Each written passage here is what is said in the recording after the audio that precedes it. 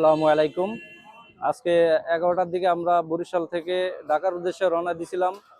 আমি, আমার ভাতিজি এবং আমার ভাবি সহকারে।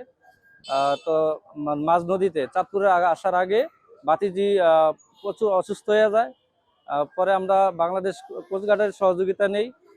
বাংলাদেশ কোস্টগার্ড আমাদেরকে চাঁদপুর থেকে উদ্ধার করে চাঁদপুর সদর হাসপাতালে নিয়ে আসে।